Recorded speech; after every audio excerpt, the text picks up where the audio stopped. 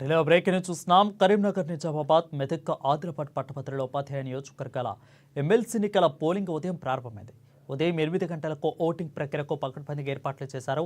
ఇక మహాశివరాత్రి జాగరణ నేపథ్యంలో ఉదయం వేళ ఓటర్లు లేక పోలింగ్ కేంద్రాల వేళ వెలవెలబోతున్నాయి.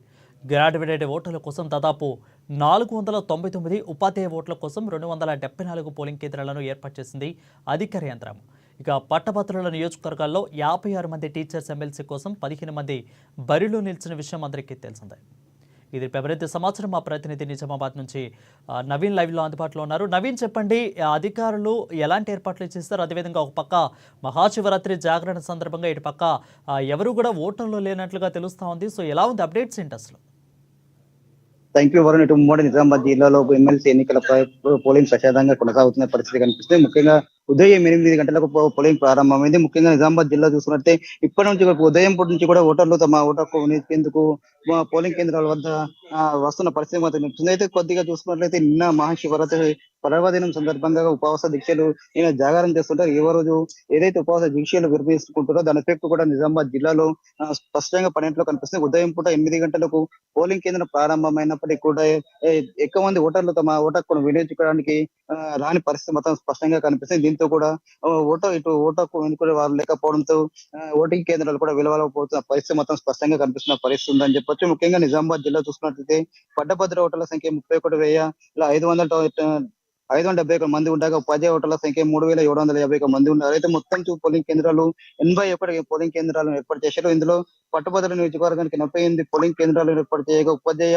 నియోజకవర్గానికి 33 పోలింగ్ కేంద్రాలను ఏర్పాటు చేశారు. జిల్లాలోని మొత్తం 33 మండల కేంద్రాలతో పాటు మున్సిపాలిటీలో అలాగే మున్సిపాలిటీ ఓటర్ల సంఖ్యను అనుగుణంగా కూడా పోలింగ్ కేంద్రాలు నిర్వహిస్తున్న పరిస్థితి మొత్తం కనిపిస్తుంది. అయితే ఓటర్ల సౌకర్యార్థం ఉపాధ్యాయుల పట్టభద్రుల పోలింగ్ స్టేషన్ల వద్ద దాదాపు ఒకే ప్రాంగణం ఉండే విధంగా కూడా ఏర్పాట్లు చేశారు. ప్రతి పోలింగ్ కేంద్రంలో ఒక పిఓ అలాగే ఒక ఏపీఓ, ఇద్దరు ఓపీఓలను కూడా చొప్పున మొత్తం 4 అధికారులను కూడా ఏర్పాటు చేసిన పరిస్థితి మాత్రం కనిపిస్తుంది. పోలింగ్ కేంద్రాల వద్ద సరిపడా సిబ్బందిని కేటాయించగా మరో 20% సిబ్బందిని కేటాయించినట్లుగా కేటాయించారు. మరోవైపు చూస్తున్నట్టు కామారెడ్డి జిల్లా చూసుకున్నట్టు కామారెడ్డి జిల్లాలో మొత్తం ఉదయం 8 గంటలకు పోలింగ్ ప్రారంభమైన పరిస్థితి మాత్రం కనిపిస్తుంది.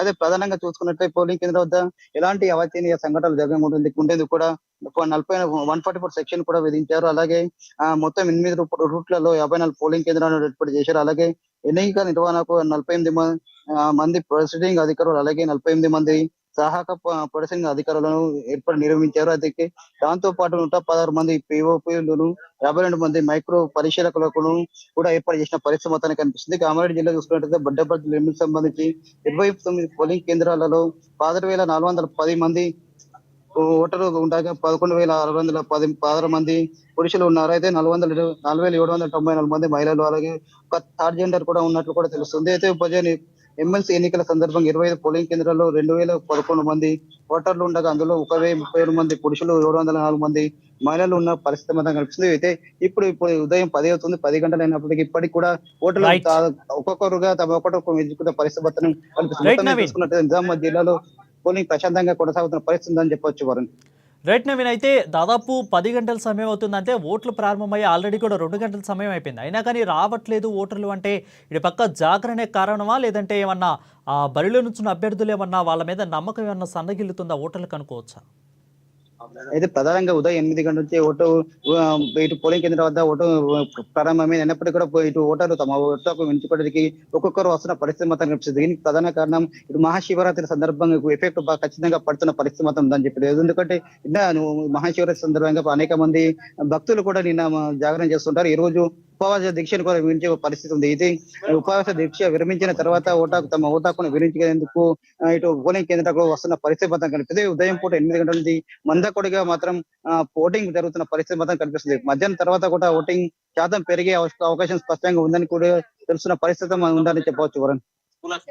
రైట్, ఏమైతే దాదాపు కూడా ఈ రోజు నుంచి కూడా ఎండ తీవ్రత అనేది కొంచెం ఎక్కువగా ఉంటుంది. సో అధికారులు కూడా ఎండ తీవ్రతకు సంబంధించి ఎలాంటి ఏర్పాట్లు చేశారు, అక్కడ ఓటర్లకు అసలు ఎలాంటి ఫెసిలిటీస్ కనిపించారు అధికారులు?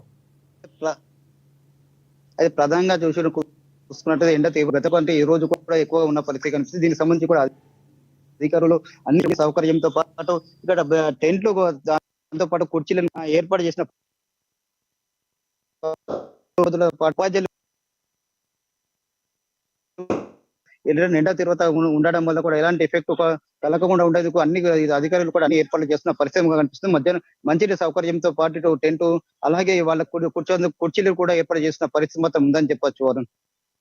Thank you Naveen for the updates.